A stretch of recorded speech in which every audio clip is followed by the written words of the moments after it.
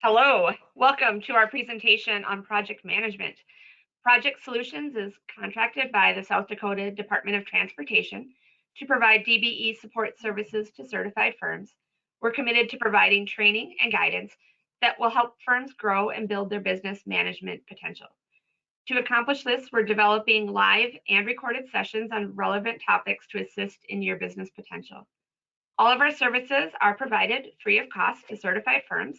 We offer one-on-one consulting to help develop your business and answer program questions, and can help create a business plan, perform annual reviews, and more. Today in our presentation, we will talk about different steps in project management and also bring up opportunities for further training that can be done outside of this webinar. And you're welcome to contact us about that or anything else that comes of need. We offer a complete business development training program, and we can expand your business knowledge, strengthen your financial literacy, and further develop your skills and abilities in business and construction management. You can contact us at any time for more information. We have an email address, dbe@projectsolutionsinc.com. Danae and I both work regularly with that program and are happy to help you. My name is Carrie Bullion, and I'm going to turn over the presentation to Danae Johnson, and she will take it from here. Hello, and thanks for coming. Just a little bit before we get started, if you have any questions during the presentation, you can put those in the chat or in the questions, I believe. Is that right, Carrie? Yep, the questions thing, and I'll be monitoring that and make sure they get brought up right away. Perfect. So if you want to type a message and let me know who's here, I think that would be wonderful. It shows it's supposed to be a Dan Larson, so I hope it is. And I don't know, maybe I can unmute you. Let me see. No, you're self-muted. So I don't know if you can or not. But Dan, if you're on the line and you want to say hi, please put it in the chat or put it in the questions, and we can see that you're there. I'm gonna wait. I think did we have 2 more signed up to attend, Carrie? At least, yeah. Okay, perfect. So if you can just hold on for like 2 more minutes, maybe not even that long, and see if we have a couple other people jump on. And Dan, if you can unmute your mic. Let's see if I can do it. Unmute all participants. All right, let's try that. And if you can, that way if you have any questions, you can ask them throughout the presentation too.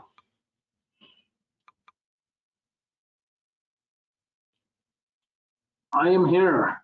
Oh, wonderful. That's what I was hoping. It makes it a lot better when I can hear people and know that they're really there. Where are you at, Dan? I'm in Spearfish, Precision Mechanical, Heating and Air Conditioning. Wonderful. Awesome. Well, hopefully some of the supplies, we kind of tried to make it as broad as we could, not knowing who all would be jumping on for this, and what kind of business that they do, whether it's in construction. You guys do HVAC type work, correct? Correct. Okay. Well, I thought so. I'm pretty sure I've seen you guys, and I think we did a capability statement maybe. Wonderful. So do you know if anybody else from your company was attending? I'm not sure. I know we talked about it, but that was quite a while back when we first signed up, so. Okay, no problem. Well, I think they were from you guys, but if not, then I'm just gonna go ahead and start. And since, it's just us, if you have any questions kind of as we're going through it, just let me know or let Carrie know. And then once we're done, if there's anything that you just want some more information on, let us know, because we can kind of help with any of the services that we talk about with this, and any like of the documents or reports or anything like that, if you need some assistance in templates or stuff. Okay, perfect. Okay, well, I'll get started. All right, go through just some. Welcome to our Project Management 101. It is kind of touching base on just some of the basics of it. We don't go in too much depth, especially not in an hour. And like I said, if you need anything extra afterward, just let us know. All right, here's what we're going to talk about: learning objectives, project manager responsibilities, the steps, charter, planning, execution, kind of why we fail and why we want to learn some lessons as contractors. Project management is a key aspect of any business. It's one of the most critical components of a successful business, and it affects revenues and liabilities. Ultimately, it interacts with the customers or clients to influence satisfaction and retention. Project management focuses on planning and organizing a project and its resources, and by their very nature, projects are temporary. So this is kind of what our normal project management responsibilities are. In the broadest sense, project managers are responsible for planning, organizing, and directing the completion of specific projects for an organization, while ensuring that these projects are on time, on budget, and within their scope. So it's just kind of a funny graphic. I think about my own family when I think of this, kind of like, what do people think a project manager really does? The exact duties of a project manager will depend on their industry, organization, and the types of projects that a project manager is tasked with overseeing. I want to think that I'm like this knight in shining armor too, but I don't think so. All right, so the 5 steps, and you know what, there's lots of different ways to kind of put these steps into play and different names that they're called, but these are just something that we like to use when we put ours together. Across the board, all project managers share the responsibilities that's commonly referred to as the project life cycle, and it kind of consists of these 5 steps which interchange as we go through the process. So the project management process, we want to start with, your initiation. We want to define the project, the setup, and expectations. The second part is plan. And anybody I know that's kind of done some project management, it's plan, plan, plan. The more you plan, the easier it is as you start going through the project itself. The third step is execution. And then we want to monitor things. And we come to this monitor stage, we might realize that there's some things we need to change. We go back to the planning stage. We have to start back with the execution. This plan 2, 3, 4. This process can go back and forth multiple times, kind of as we're executing the project itself. And then when we come down to number 5, that's where we reach the closeout stage and hopefully the goal successfully. The project is completed, and we're going to go through how we compile those documents and reports to make sure that you have a successful closeout. All right, so we'll kind of start with step 1, project conception and initiation. Project initiation is the first phase of a project's life cycle. It is at this point where the opportunity or reason for the project is identified and a project is developed to take advantage of an opportunity. What we'll talk about in this step is what defines a project and a project charter. I don't know if you've ever used these before, but we kind of use them as a real good first step in developing what we're going to do. So what defines a project? Projects are temporary work efforts that have a definite beginning, middle, and end. And we say operations do not. And kind of how we put that into perspective is a project is unique in that it is not a routine operation like a restaurant work, but it's a specific set of operations designed to accomplish a single goal. Some kind of examples are development of software, construction of a building or a bridge. In your case, you might have a new business that's starting and they need a whole new system put in. That's the project itself, and we kind of work through all those steps to make sure that that project is successful. The beginning, projects fail at the beginning, not at the end. That's kind of why we say we plan, plan, plan. And that's why there's so many project managers that are part of different organizations. The more you plan, the better the project makes it through the process. So the further the project is from being complete, the higher the risk and uncertainty, and changes are easier and more likely in the early phase of the project. So we kind of look at this as the critical phase of the project management process, like our kickoff phase. Is this valuable for my business? Do you agree with the goals and objectives? Does it fit and align? And the reason we say that is if things don't fit in the line, it can be hard to really commit yourself to a project. So with that, we kind of walk into our project charter. And what this is, it's the time to research the feasibility, to determine if it is a valuable project for your business. The team needs to agree on the objectives, the goals, and the intended outcomes. You will need to determine if it's valuable and if it will be a benefit from your company, because you don't want to waste, your resources if it isn't a plausible or doable project for you guys.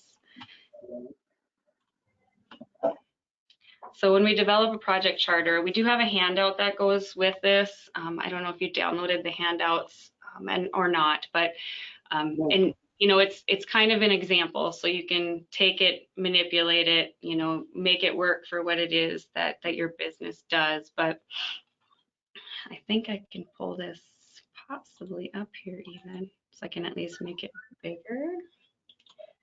Let's see. There we go. All right, can you see this on my screen, Dan? Yes, I can. Okay, perfect. So this is kind of something that we put together. It kind of just walks through the different steps of a project charter. And what we do with it is, in your instance, when you're doing stuff, you're bidding stuff and you kind of know what it is you're doing. With others, it could be a little different. But with that, walking through these steps, what's the purpose? What are your goals and objectives? What needs to be achieved for this to be a success? What are your specific goals, deliverables, and then any kind of like assumptions, constraints, things that are assumed to be true, but that can limit you. Maybe time, resources, maybe you have 5 other jobs already lined up. Do you have the time to take on this project and fit it in, and their time constraints? Bird's eye view, description of projects and boundaries. So what kind of project is this? Not the how, easily accessible and simple for stakeholders. So what that means is the people sitting up at the top, what do they see that this project is? And then your high level risks. So common types of risks for a project of this size. Like if you're working in an old building, going to be putting in a new HVAC system, what would be some common risks of that just due to it being an older building instead of a new build? So summary and milestone schedule. So the estimated timeline of the project, I guess, depending on what kind of construction you're doing, some have a start date, some have a number of days to be completed in, and some just have a completion date, not yet a start date. And it just depends, like I said, the kind of construction. Most of our highway heavy people, they have an end date, not necessarily a start date. So summary budget, and I mean, it's kind of self-explanatory, but create an estimate of the things that are likely to be incurred. You can also, I guess, when you think about things, and especially in your business, when you've been in there long enough, things that are kind of those either add-ons or those, this really could become a thing because this is the building we're in. So stakeholder list, so who's all involved, who could be positive or negatively affected.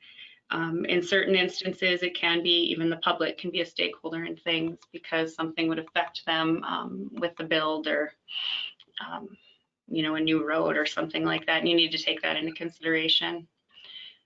Project approvals, so who decides if the project is successful and who signs off? Those are good things to know. Who you would have leading the project. This is kind of, like I said, this is that pre-build. So this would be, do we have the staff? Do we have the right people that could take this on and make sure that this becomes successful? And then your sponsor. And then, you would decide when you sit down with your team, you either give the approval to bid, negotiate, or decline it and say, this is not something that when we look through all these things that we want to take on as a company.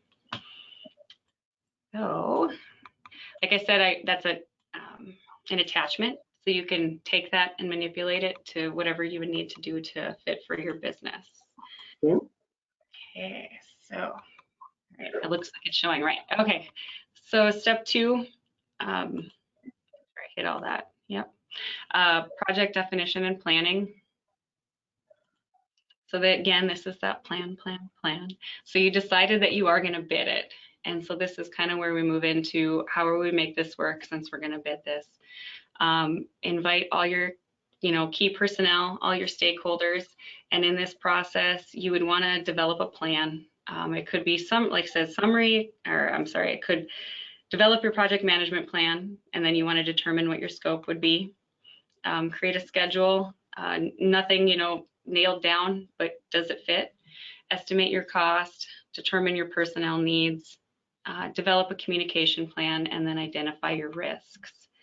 So all those things would go into your project planning meeting. So your project management plan, this is kind of that summary or detailed plan that you would put together. It can include, all these things listed on here, and it may or may not, like I said, depending on, what it is that your company currently has in place. You might not have a quality management plan that you do when you're putting projects together, or you might have I'm guessing you have a cost plan, but you might not have a risk management plan. So, but in a basic concept, these are the things that would be there. The purpose of this document is to provide a comprehensive baseline of what has to be achieved by the project. So how it's to be achieved, who will be involved, how it will be reported and measured, and how information would be communicated. It should be used as a reference for any decision that is being made on the project and for clarification of unclear areas. Such a document should be used as reference throughout the project to ensure that the management of the project is carried out consistently and in line with the policies and procedures that your company has in place. The project management plan is developed as part of the project initiation and definition, and it's a living document. So, as if you bid the project, you win the project, this document kind of evolves with it, gets updated with information as required. And you can get templates, lots of things that fit like different businesses. So, it might not be something that you necessarily put together for what you do as a company, but maybe as you evolved into something a little bit bigger, it could be something that you'd want to put when you get into a bigger project with lots of stakeholders involved. Your project planning, this is kind of where you manage your scope. The scope is simply all the work that needs to be done in order to achieve a project's objectives. In other words, the scope involves the process of identifying and documenting those goals, outcomes, milestones, tasks, costs, timeline, all that stuff goes into that project scope to the specific project objectives. So this is kind of that foundation, what starts your project. Okay, so SMART goals. This is something which is kind of like SMART being specific, measurable, achievable, realistic, and timely. Are your goals that? Are you setting SMART goals? Are there things that can be accomplished? Are they realistic? Can you measure them? Can you show progress? So those are the things we look at. So like specific, I guess I'll kind of just talk a little bit about it.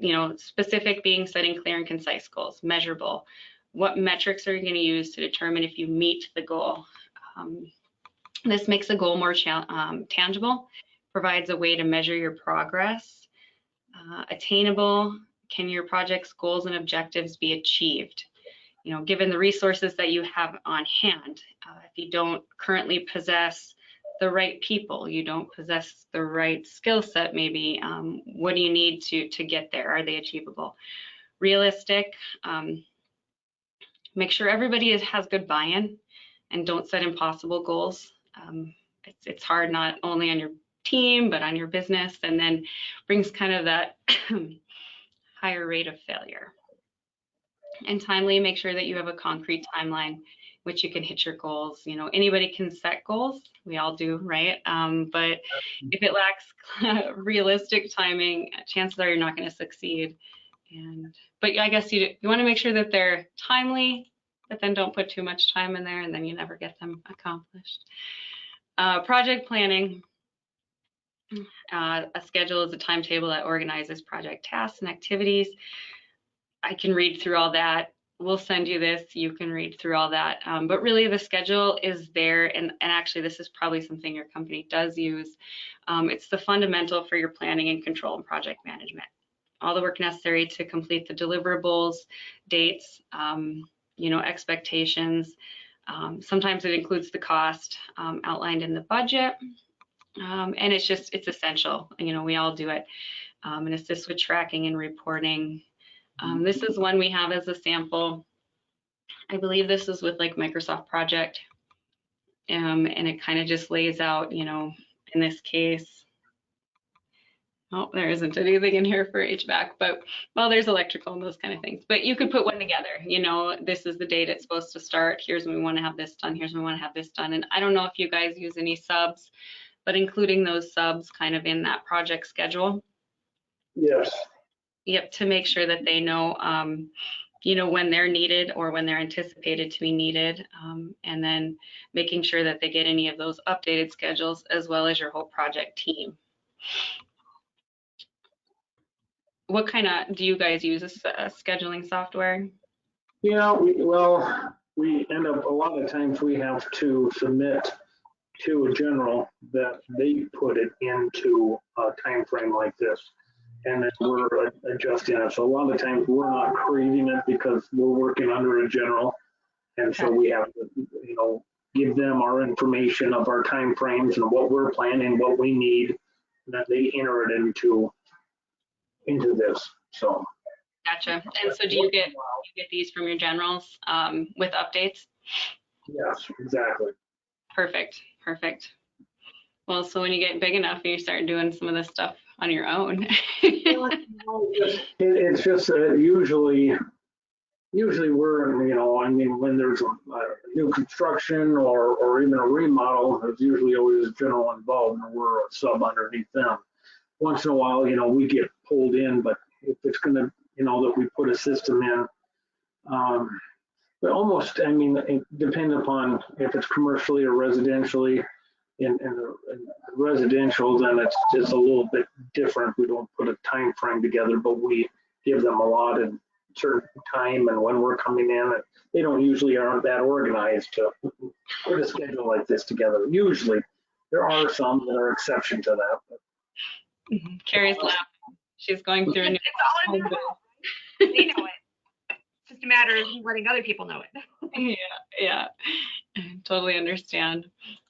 Well, it's a huge piece of the project. So, okay. So next part, project planning. Why cost estimating is important. A project can only come together, excuse me, with all the necessary materials, you know, labor and cost. Putting those all as one, as a budget, putting together a budget that keeps the minimum while maximizing the project scope.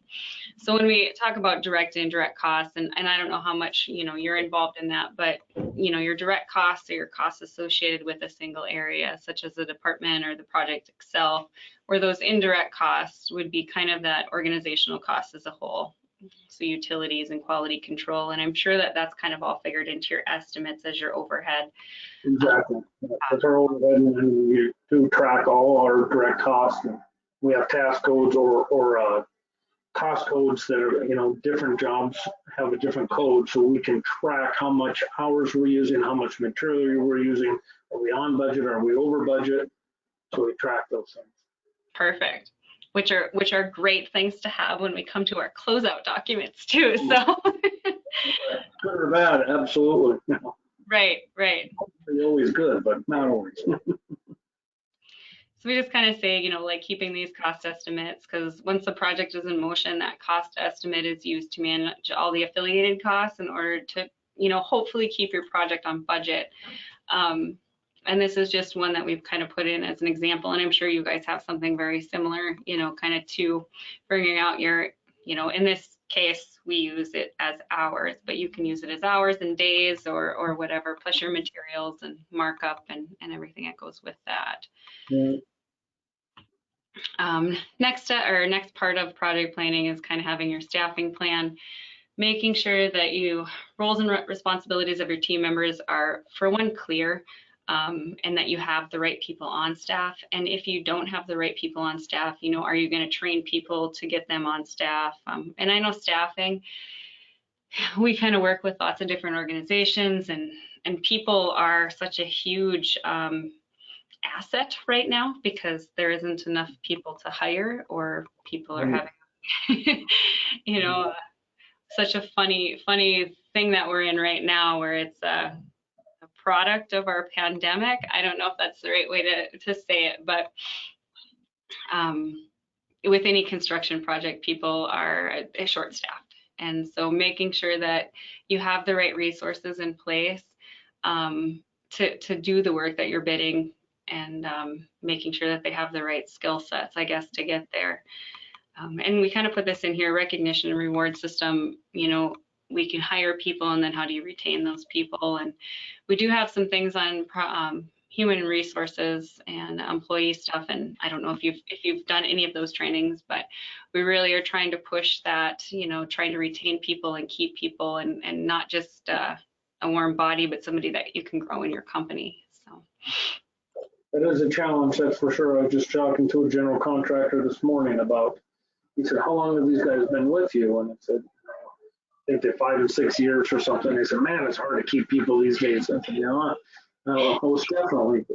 Treating people right, a bigger company that offers more benefits and, you know, different things that offer stability and is huge. You know?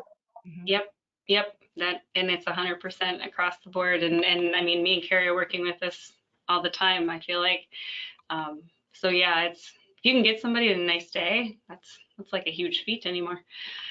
We just threw this kind of cartoon in here, you know, talking about we're human beings, not resources, but really your people sometimes are your best resources. They're your best assets. So they get the jobs done, right? So. But it is, I mean, good or bad. I mean, your employees are a reflection of your company, so. Very much. The next part being our communication plan, and I'm kind of sure you know this too, working with generals, just knowing, you know, define how critical it is to share that information and delivered throughout the project. And, you know, it's funny how much communication is a huge piece of every project, probably talked about less than it ever should be, because when you don't have good communication, little things fall into the crevice that, you know, nobody knows about. So making sure that you have a really good communication plan in place, you know, purpose and goals of your communication plan, the information and the stakeholders that need to be involved, the types of information that needs to be shared, maybe methods and frequency to communicate. You know, so I'm guessing maybe there might be weekly progress meetings. You might have emails like with the schedules and making sure things are up to date. But we kind of put this together as just a sample of, you know, if you have something going on, who's the people that maybe you should talk to weekly, daily, to make sure that things don't get missed, to make sure that communication is at a good flow. So now we talk about risk assessment. This is the time to create, you know, that risk management plan. You identify your potential problems or obstacles, and develop procedures to prevent and deal with them. We kind of put this at the ahead of the game. You know, it's always easier to deal with a problem before it happens than after it happens. So it's kind of a conversation that we'll keep to go through the project and keep status reports so they remain top of mind and allow the team to put in input. We kind of have this little graphic here as it's kind of a revolving wheel, right? You identify your risk, you evaluate it, you handle it, you control it, and then it might happen all over again. And you know, as you even with these project closeouts that we're talking about, and you track your costs, keeping track of your risks and what happens on project is important too, because you can always already have something in place that happened in a prior situation, so you already know how to handle it. So that is our first step, I guess. Do you have any questions so far, or are we all right? No, I'm good. All right. Well, I'll just keep plugging along then, since we're already at 11:30 my time, and not even halfway through. So you're awarded the project. So you guys decided you were going to bid on it. You put all your documents together, and now you want it. So now, like, what's our plan? And this is where we come into our step 3, our project execution. This is the time to make it happen. It's typically the longest phase because it's when the actual work is done. This is where the project team members are coordinated, guided through the project milestones to get the work done as planned. as approved by the project management plan, you need to ensure that you have the deliverables of the project set, that you know what needs to be completed, how it should be done, the work that needs to be done, and then your timelines as well. So we kind of have, we call it a project startup checklist, and you might have something with your company already as well. But here we, you know, our checklist, and we go through project startup. So we have a checklist. We create, you know, your customer and your accounting system. You confirm who your team's going to be, who's going to lead your project, who's going to be the people underneath you. Have your project document management. I'll talk about that. I'm guessing you have something internally too, but we have some fun things to share. And then making sure that all your contracts are signed and your subcontract agreements if you have any, and then possibly a kickoff of your project with your stakeholders. So this is something that we kind of use as just a sample as a checklist, and maybe getting this started with each project so you know who your staff is, what the project is, your timelines can be in there, how you're going to communicate, equipment needed, those kind of things. And we use this as a start, and again, it's like a document that evolves. You start your projects the right way, it makes it so much easier for you to manage your work and your team. And while it's tempting to kind of just dive right in, you know, that's kind of how we go. It pays to take a little bit of time at the beginning to kind of do that plan to make sure that you have everything in place. And you know, again, this could be different for your company, but like for us, we always put together an organization chart, you know, who's going to manage our project and who's going to be the people that kind of are underneath us as those support roles to make sure that everything gets done. Knowing who you and your team members need to talk to in a project is essential. You know, in some cases, there could be dozens of people involved, each with a specific role, and a project organization chart kind of clarifies that structure and those responsibilities to make sure that your team understands exactly what the project is, why they should care and be enthusiastic about it. To me, that's an important piece of it. And then also stick to the plan and those project documents and decisions and reporting. We talk about that a lot in here too later. But here's kind of one of the things that we use as a project document management. It's called Basecamp, but you can use things like Teams. I don't know if you guys have like a project document share site that you use internally. What is the, or do you use Google? Google Calendar and Google, I think, what's the other one? Google. That's awesome. Google is mine and Carrie's favorite, but we aren't allowed to use Google anymore. We have to use Teams. The team one too. Well, one of the guys started it, and then I haven't got on with it. It's welcome to the team. So I was just looking at. I have not done anything with that yet, but our Google Calendar, we can enter a lot of different things. So we have that, and then all this team thing. I haven't got involved in that. I'm a little old school, but I am becoming more new school because we have to. I hear you. Us as well. So our company itself kind of uses Teams for things. Me and Carrie have used both. We use this Basecamp program as well, just for file sharing purposes and how to kind of keep your, you know, all your project documents together. One of the things, you know, with any organization is there's always a file system. Like we also have this one, okay? But kind of what happens sometimes with things is things can take longer to find. When you do that, you know, quality can be reduced. Important things might be missed or lost, and consequently, it can like drag on, or it can impact a decision that might need to be made on the fly. So we just really like to push that a project document management is huge, and when it's not in place, it can really negatively affect some things. But I'm glad to hear that you guys have one and a good place to keep all that information. Yeah. Okay, so, and you've seen these, I'm sure, just your subcontractor agreement, making sure it's signed, making sure that it solidifies what's supposed to happen, who the parties are, what the work is. A lot of times it'll have your timeline of the project, your scope, communication protocols, and payments, and making sure that all those documents are signed and then as well put into your document management system so they're easily findable later. Right. So finalized project documents. This is just kind of setting up all your documents for your stakeholders and your project team, finalizing your budget, setting up your billing schedule, doing your ordering, materials, inventory, creating that checklist of things that you might need. And then we do our kickoff meeting. And I'm guessing you probably do some of these with some of your general contractors.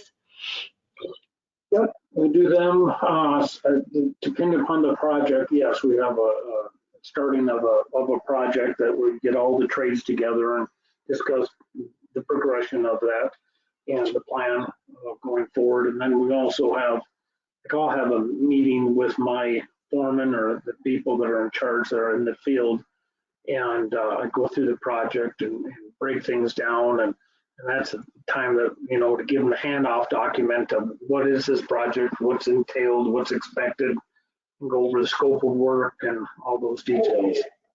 Perfect. That's exactly what we're talking about. And it's great to hear that you have one. You might have one externally with your stakeholders and then one internally with your project team. That's huge. Looks like you already have a really good process for that, so it's great. And just kind of, reviewing all those documents, setting up your schedules, inspections, tests. We also put in here, kind of updating any schedules because, once you bid a project compared to when you actually start a project, those things can always change. So making sure that those are all up to date. And then sometimes, like with this one here that's on here, this is just one through Excel, but it's listed as who kind of is your person responsible or your project team member then, that where that date affects them. It's kind of a neat little thing that Excel can do. Yeah. So then we have communications meetings, and I'm guessing, you have these with your team, safety meetings, maybe weekly, monthly, Okay. making sure that, depending on what you're doing, like with us, when we have certain meetings, we have to make sure we have an agenda. We have to make sure that minutes are taken. And we always kind of put this in here, but insist on full participation. It's easy for something to get scheduled and then people to say, I'm sorry, I'm busy, I can't make this. But sometimes these meetings are huge and you have to establish that ground rule of, no, we need you to be here because this is important to the project success. Being a parent to everybody, that's what a project manager is, kind of, right? Having consistent communication, and we talked about that with that communication plan, just keeps your project team on track. And this cute little cartoon of, let me see if I'm misunderstanding correctly, because I feel like that happens a lot, and it's where that communication really is huge. And when meeting agenda is just something that, probably wouldn't be something you necessarily need, but kind of talks about, well, maybe with you get down with your generals and you're on a big project, this is where we're at in the project. Here is, our time that's elapsed and, kind of where our budget is. And then the next action, the next course of action that's coming up. So I do notice that it's interesting how I think I can be so clear on something. And, oh yeah, you understand? Yeah. That doesn't mean that they received it accurately. It's like, no, but do you understand? Do you know what I'm referring to? Do you grasp it? Well, I think I do. Well, okay. Well, it's just amazing that, and so perception is dangerous sometimes because you can perceive that you think they know, but they can be totally lost too. So. Agreed. I'm a big fan of taking minutes at meetings and sending them out afterwards to confirm with everyone that we all came to the same results, because like you said, Dan, like people just walk away thinking you had a completely different conversation than when you thought happened. No, it's amazing, but it's so, it happens all the time, so to get on the same page and understand that we're moving in the same direction formally, so it's huge, so that's good. Follow-up emails are huge. Yes. I always kind of think of it as, when you say something to your 5-year-old or, teenage kid, right? They think they're hearing here, but it's probably going out here, or it's getting changed up in their head as it's going through. And yeah, repeat back to me what you think I mean. Right, and, it's kind of crazy, but it's so true, and it doesn't hurt to just ask a couple of simple questions and find out. Then you find out, oh wait, you don't understand what I'm trying to convey. And sometimes it's your own fault, and sometimes they're just not listening either. Right. Sure. So. I agree. It's super funny you say that, but like me and Carrie interpret things very differently sometimes, and so I have to be like, what do you mean by that? So I can make sure I have a clear understanding too, because you're right, everybody does kind of interpret things differently. So I agree with that 100%. And as you're leading your team, you're going to kind of learn how everybody kind of interprets things, right? Especially Right. with you for a while. And how they interpret it, or what you can say to one person and get across to, that's what we talk about, how employees receive information or receive information or knowledge, but how you can offend one speaking one way, and how you can say this exact same thing. One person, you won't get through to them, you have to speak in a little different manner, and the other one, you can offend them. It's just amazing that you have to handle different people differently, but good management, you have to be able to understand that. Right. We should do an HR on that one, how to talk to your team effectively. Not only, speaking to them, but how to get them to engage and take ownership of what they're doing. That's equipping them to make them feel that they have ownership, they have what they do matters. So it's empowering them that they take, if they're just working and doing a job, but it's this, when they take ownership, there's a lot more pride involved. Yes, I agree with that 100%. That's kind of with one of those slides prior to, that's what I mean, like making sure that they understand and are buying into it. Right, exactly. I'm going to put that on the list though for our HR gal, maybe for HR training, how to effectively communicate with your employees. So, okay, so the next thing we have on here, and I don't know if you do these or not, but they're just quality assurance plans, because one single poor quality deliverable can create a cycle of low performance, creating an environment where the quality is not valued and people don't put in the extra effort to deliver those high quality products. So likewise, controlling the quality of a project's deliverables can be the silver bullet in making things feel easier. So, when you see that there's something that maybe needs to have an improvement, identifying it and then figuring out a way to make it better. And doing that right away, not letting it continue through the process or through the project's life cycle before it getting addressed. Let's see here, we kind of have just some quality control, and I'm sure you guys have things in place with your company too for quality control and making sure that everything is done, on to our standard. Yeah, to a high standard. Exactly. Yep, and that's where, there's been times I said, just, not that this won't work, but this isn't our standard or quality that we want to stand behind, so I'd rather have you redo this. And the guys get paid for it, so you think but they take offense to it. So, but it's, I'd rather pay you to redo it and have it done how I want it done, what we stand for, and have it what we feel is right.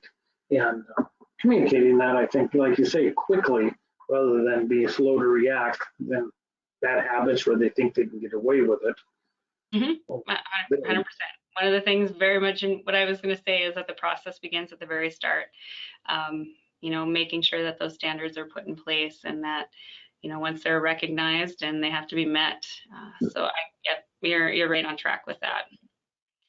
All right, so that's the end of that step. Next, we got step 4. Unless you have any questions, I like that we're communicating kind of through it. So I think that kind of. Okay, so we have this one in number 4. Carrie's going to jump in for a piece of this when we go to cost tracking. And the reason I say that is Carrie is way better with the financial piece of things than myself. And that's how a team is, right?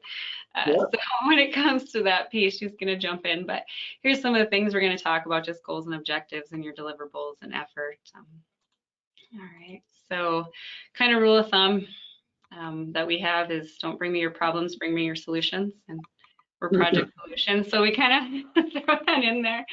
That's a nice theory. Right? Well, and it's kind of always the thought process. I even had to say it yesterday at a meeting, you know, we try and figure out what these problems are going to be before they're going to be problems. So we already have a plan in place to deal with them beforehand instead of after the fact. And that's kind of what project management is, you know, assessing or trying to be forward thinking in what could happen so we have a solution ready in case it does. Okay, yeah. So here's kind of our project objectives. So a project objective is a statement, describes the what of your project. It's important that you fully understand and embrace your goals, right? They should be used to make decisions about your design, functionality, new requests. I always say it's okay to stray a little bit, but keeping the lines of communication open and bringing ideas to the table enough to rework them. So, you know, I'm sure you have this when you're putting in a new system. You know, you have a plan and this is what you want to do, and then you run into, oh, wait, we can't do that. You know, maybe it's a permit issue, maybe it's a design issue or something. So how do you still get your end result successfully, but maybe changing what is a little bit, or changing the process just a little, but keeping sure that what your goal is at the end. Okay. So your deliverables, we look at these as kind of your milestones to quantify and measure your progress. You know, are you meeting the expectations of the project, or do you need to reevaluate? And this can be anything from, you know, the deliverables itself to the timeline. Are you meeting the expectation, or do we need to sit down and be like, all right, what can we do to try and get this back on track? Which then brings us to effort tracking. In this phase, you include your progress reports, other communication, ensure to adhere to the project plans, and then this is just there to kind of prevent any disruptions. Any alterations or additions that you need to approve through the stakeholders, because you know what you planned on this way isn't going to go that way, so we need to do it this way instead. We make sure that people understand the importance of reporting and documenting. You know, the old school way is, you know, a handshake and it's a good to go, but anymore that isn't, you can't do that if you don't have those documents in place. It can cause a lot of issues later down the road. Making sure you're reporting, making sure your team understands that. And then this kind of helps with your forecasting, how the remainder of the project or the phase is expected to go. We kind of have some examples here. And I don't know if you do this or not, but like we have some, you know, daily construction diary, kind of what happened. This could be something that one of your guys on site takes care of. And then we also have one as kind of a daily foreman thing. You know, here's who the employees were on the job. Here's the hours that they worked. Here was the work that they did for the day. And then, you know, listing any equipment problems or any problems on site that kind of helps determine. And, you know, if you have a change in foreman for whatever reason, they can look back on these notes and be like, okay, this is what happened. Here's what could be done in this time, you know, going forward, helping to forecast that. Funny, we have some employees that are fantastic with that and keep up with that, and at times it's been very valuable. Whether we have good records of what happened and what a general may have told us, and we have some kind of documentation of what happened, instead of, like you say, that's what I deal with so much with emails and text these days, because I want it written instead of someone telling me something. I want a track record. So why don't you just call them? Well, because I'd rather have them have it in writing than I was told to do something, and or it's okay or whatever, than just a word of mouth. Agreed, absolutely. Because how do you come back and prove that if someone doesn't agree? Like that becomes the issue.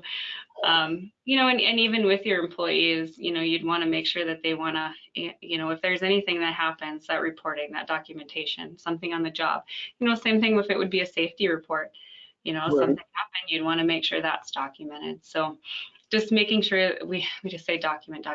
There's a slide that actually says that. but it is truly important for the success of your projects, or if anything isn't successful, making sure to have that. So next slide up here is this cost tracking, and here's kind of where I'm going to push it back over to Carrie, because this is more of her expertise than my part of it. Well, and it sounds like, Dan, you guys have a lot of processes in place that are very appropriate for this, and that you're actually doing a lot of the job costing already based on what you said. But, you know, to me, the job costing reports are one of the most important reports you can have in a project. You know, monthly, you've got to be looking at where are you and how does that compare to what you planned? And is it going to change your plans, or does it facilitate your plans? So, you know, there's a few formulas that are listed here that are, you know, integral to analyzing the data.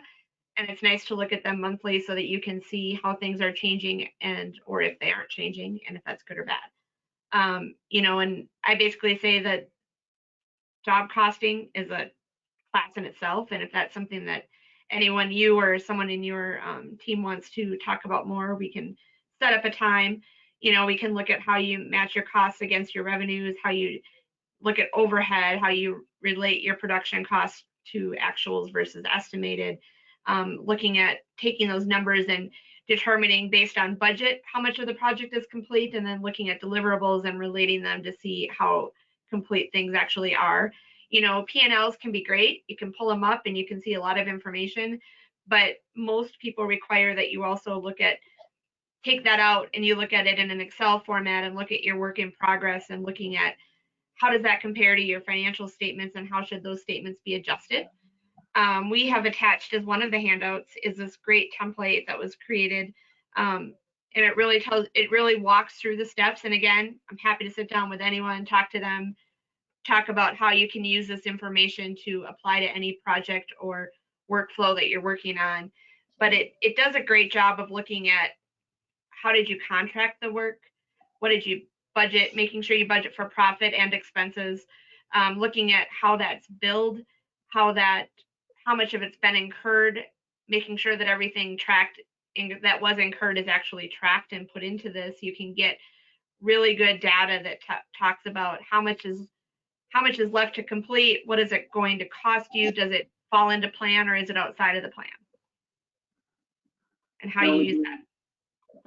We do what we call WIPs, and we're work in progress reports monthly, so that we're tracking those things to make sure that we're on budget or on track, or are we exceeding it, or we're behind. So yes, exactly. You know, we've got samples here of job costing reports, and if you use QuickBooks or any kind of service or accounting platform, it does a lot of the work for you. And it's just a matter of manipulating that data further to get everything you need. we use coins. Do you have an accountant on staff that kind of? Yes. Okay, perfect. So I'm sure he or she does this a Yeah. lot. All right. Okay, so the next thing we got on here is scope creep. We kind of use it as a loose term to describe the small, seemingly innocent changes that the project team may allow on the project execution that can rob the project of time and costs. And we just kind of throw this in there as a, you know, there's always going to be some small changes, and especially when you go through that process of execution, that's step 2, 3, 4, where we might have to go back and relook and see what's working and not working. But making sure that we keep at the forefront of our mind that are these changes costing us? Are they, you know, potentially costing us time? Are they potentially costing us money? Are they potentially costing us quality?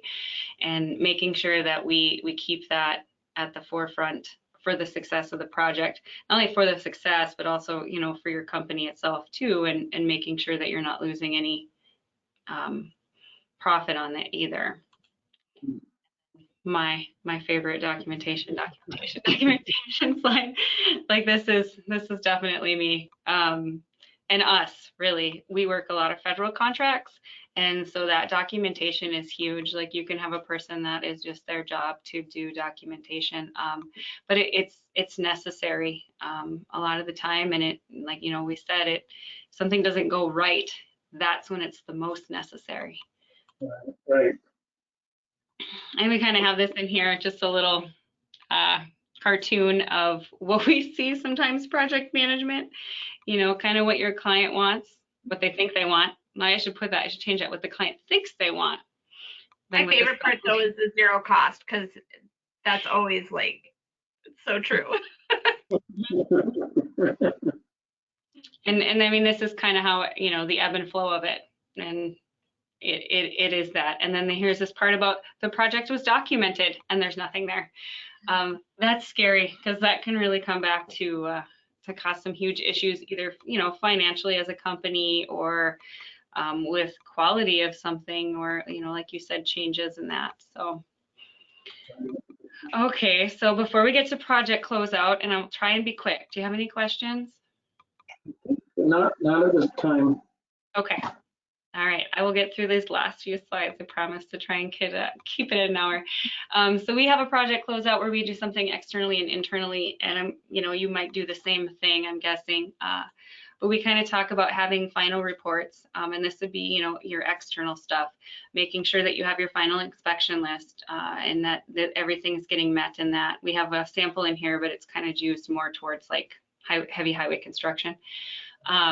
And then we also have a project closeout report that is an attachment as well, or a handout, I guess, for one of our things. And it's just a sample. It's something that we just say, you know, you might want to have this if you need to close out something and you need to have it in writing to your stakeholders. You know, in your case, it might not be something, you know, that documented, or I guess that formal. And then we have a project closeout or checklist that we kind of use, you know, internally. What are our deliverables, and were they handed off and signed off? You know, where's everything organized? Are all your documents now in that Google folder, you know, that you guys have? And if something's missing, are we going to make sure it gets put in there? Finalizing, you know, your invoices and all that. And then, you know, not forgetting to celebrate.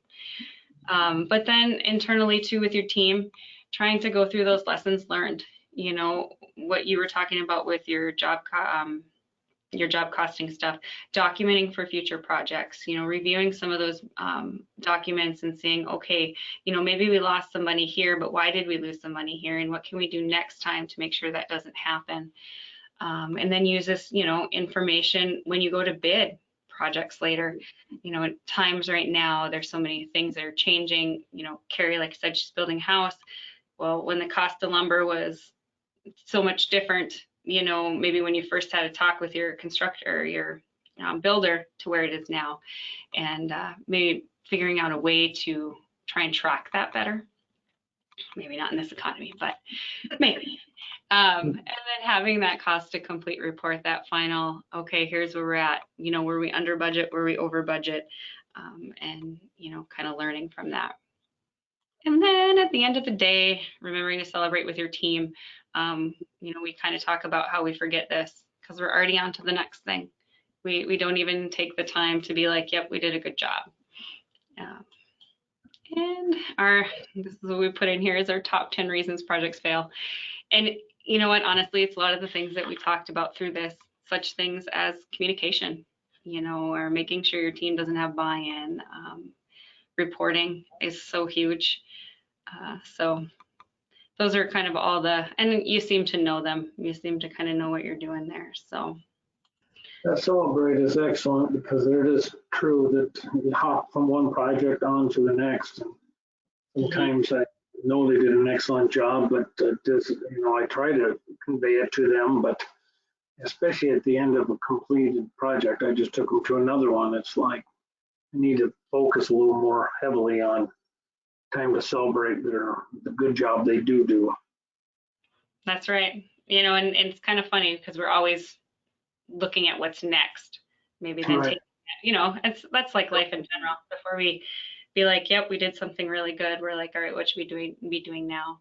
So, and I agree. And it can be as easy as, and I know this sounds silly, I used to work in state government, but it's like a thank you card or a coffee or Right.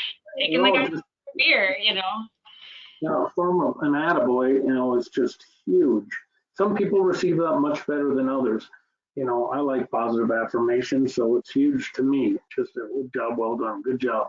And so I try to pass that on to my guys, or I try to brag my guys up in front of other clients.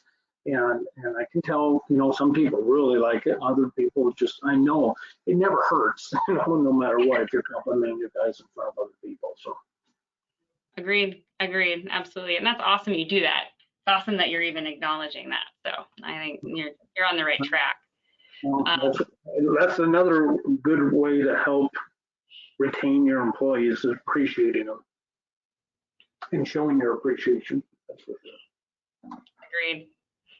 Agreed very much so. I know I need to tell Carrie all the time. Actually, I do tell Carrie all the time how much I appreciate her. She makes my life easier. So yes, there's that. So kind of just what are the benefits of project management? And I think a lot of this,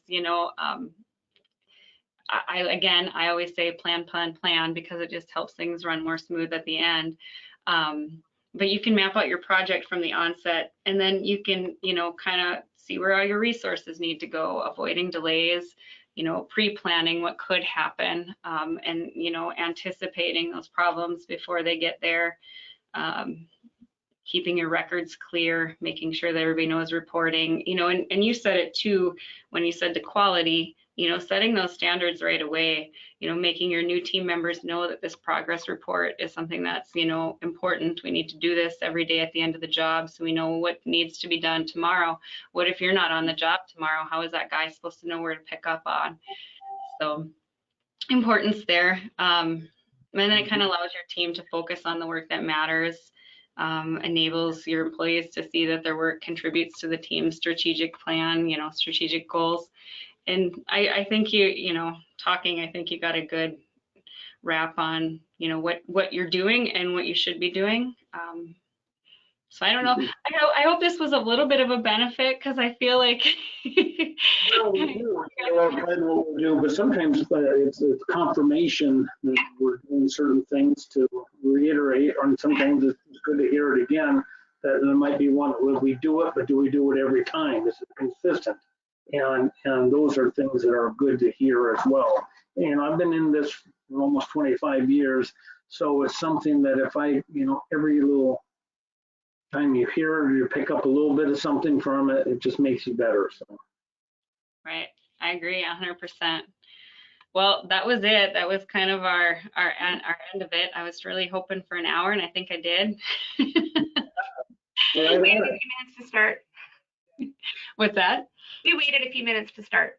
Well, it's 12:03 my time, so I feel like I'm right on track. Well, I want to say, Dan, I appreciate you, talking and communicating with us, because it makes these seem so much better than us just talking to talk. Yeah, absolutely. Where are you from? So I'm actually up in Bismarck, North Dakota. Okay. And Carrie is down there in Rapid City. Okay. Yep. Excellent. And you said you're in Spearfish? Yep. I see snow out there, so I was wondering where you. It's not actually snow, but it should be on today. It's not actually snow. It is the reflection. Nope, it's the reflection of this. I don't know what's on the outside of my window, but it helps with the sun. It's called white snow. No, actually, we could really use the snow. Now, moisture in that right now is greatly appreciated. So. Right. Yes, I agree. No, we have none, and we haven't had hardly any, and so I feel like we're probably almost drier than you guys are down there, which is kind of scary. Mm-hmm. But thank you so much for attending with us today. And I am going to take your note of making sure HR lady maybe works on how to talk to your employees, and maybe just even that, like, what can we do to facilitate better relationships? So I like it. Good. Thank you very much. Yes, thank you. Bye, Dan. Take care. Bye-bye. Okay.